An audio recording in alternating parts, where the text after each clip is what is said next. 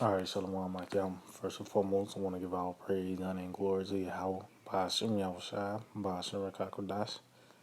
I'd like to give double honor to the Apostle Elder Green Millstone, Shalom, to the elect that sees his word in all truth and sincerity. And yeah, today, I just want to title this lesson,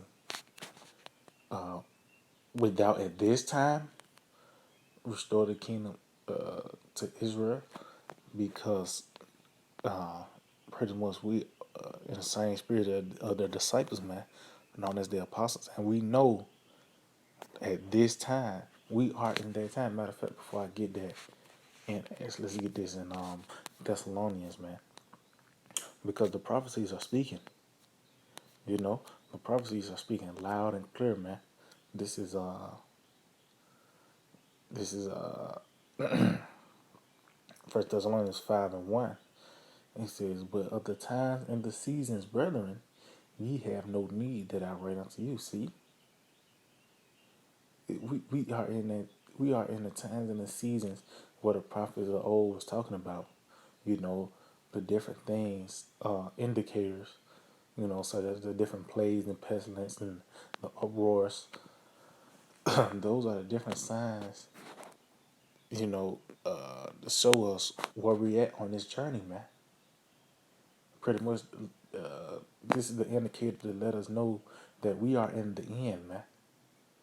Matter of fact, because matter of fact, let's go to Daniel 12, because now the books are open. Now we can see what what Isaiah saw. Now we can see what Ezekiel, Daniel, Ezra. We see it. Why? Because the books are open. We can go to the scripture and say, you know what? Oh, that's talking about this. You know, oh, those arrows Joel was talking about. That's talking about the missiles. You know, we hear, man.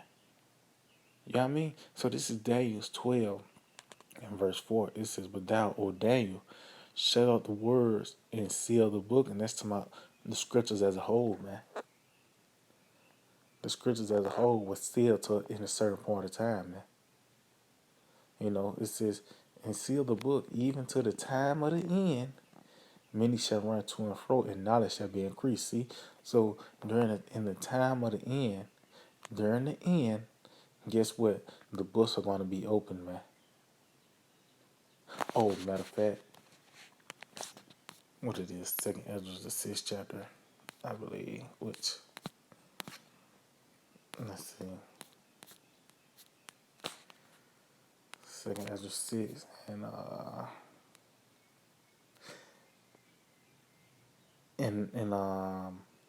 hmm, I started I started 18.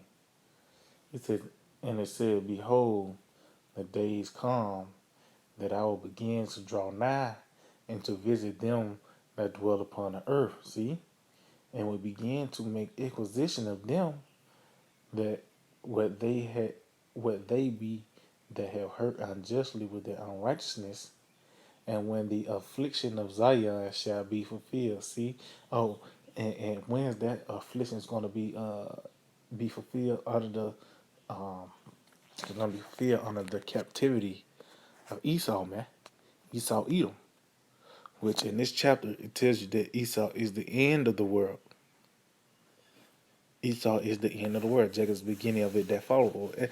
We are actually in the end of Esau's world. And this age and this era and this rulership, we are in the end of it, man. This is our last captivity. This is the when our affliction is going to be fulfilled. It says, "And when the world that shall begin to vanish away shall be finished, see, then will I show these tokens. The books shall be opened before the firmament, and they shall see all together." And how the books being opened before the firmament? On the internet, man.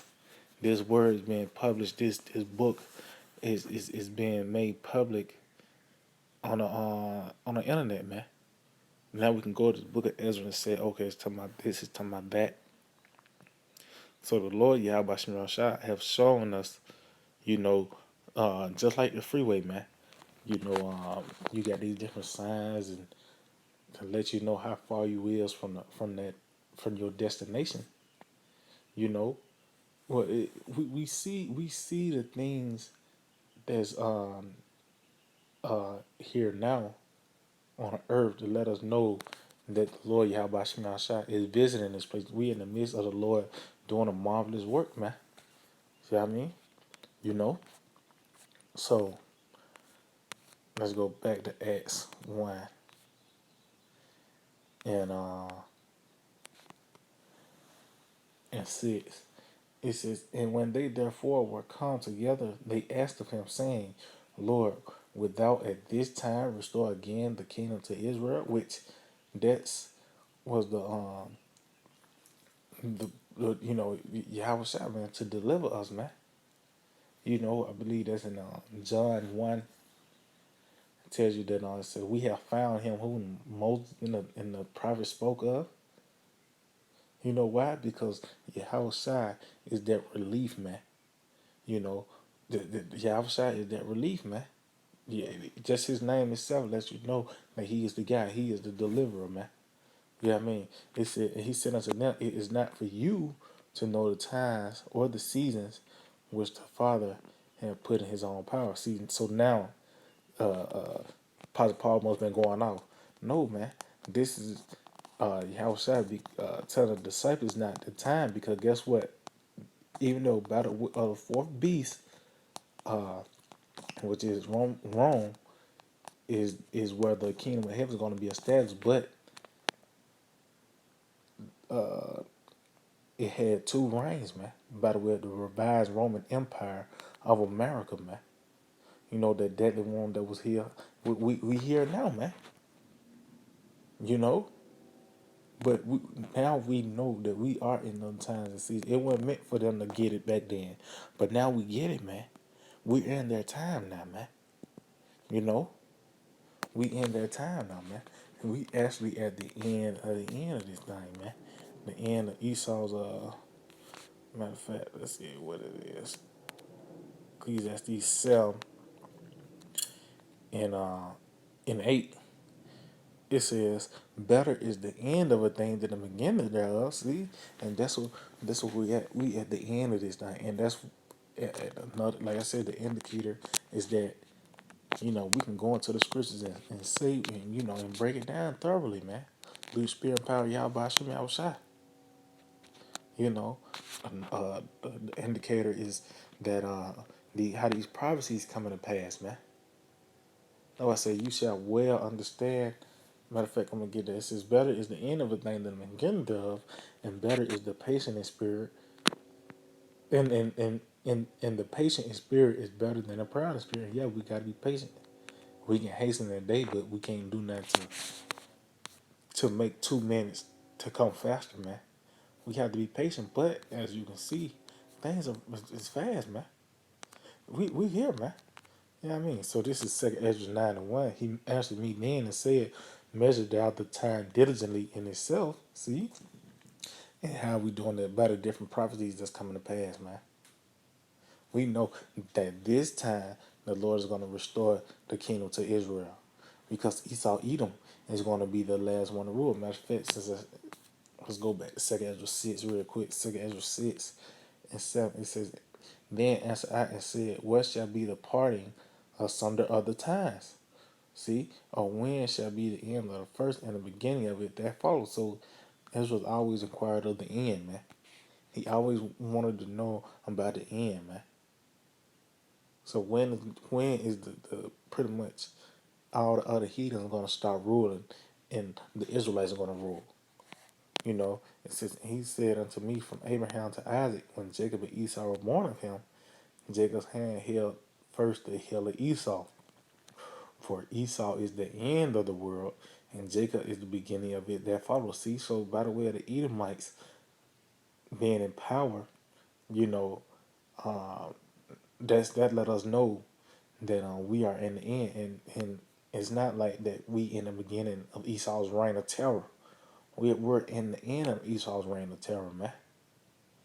You know, in the different prophecies shows us that we are here. You know, it says, and when thou seest part of the signs past, which I had told thee before, then thou shalt understand that it is the very same time wherein the highest will begin to visit the world which he made. See, it says, therefore, when there shall be seen earthquakes and uproars of the people in the world, then thou shalt well understand that the Most High spake of those things from the days that were before thee, even from the beginning. Yeah, and see, everything that the prophets were saying, it was pointing towards this place, man. Everything was pointing towards this place, man. So now we will understand that we are in the end, man. It says, for light as all that is made in the world have a beginning and an end, and the end is manifest.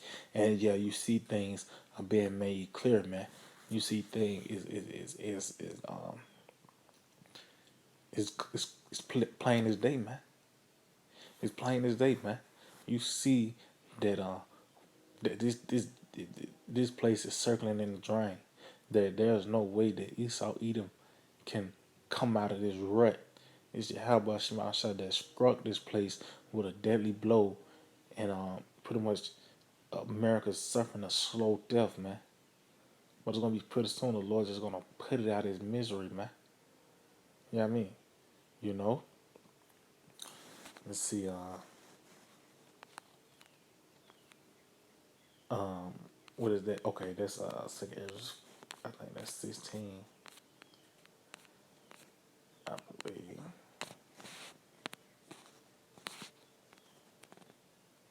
Let's see. Okay, let's see. Second Ezra 16.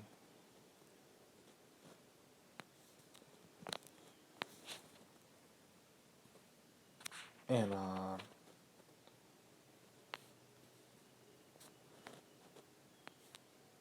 bear with me.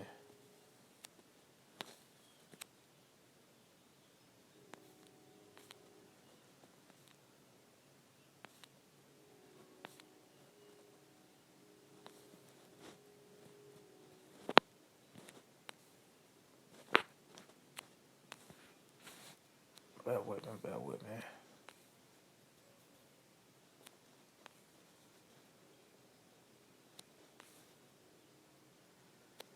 It gotta be 15. Let's see.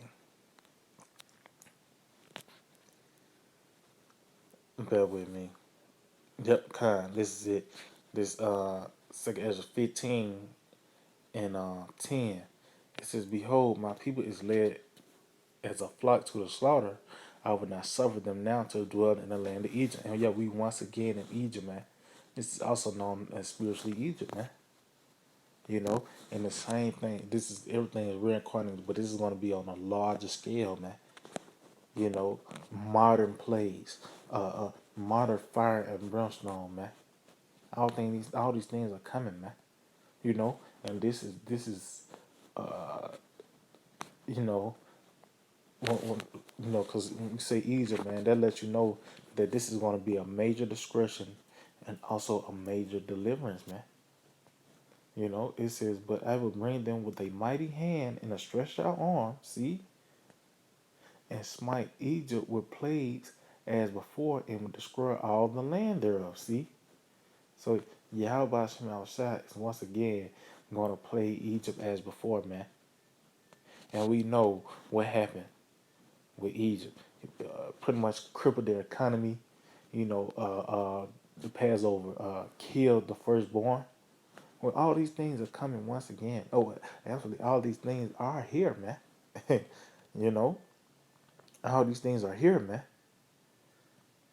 You know what I mean? Yahweh Shema Shai once again showing his power, man. You know, and we know that we are in a time. Like, go to Ezra. You read this now, you can apply it to this time. This the time to where the scriptures are making sense, man. Back then, you read Joel the second chapter. You know, let's see, 100 years ago, you only thing you could think of was oh well, that's talking about angels.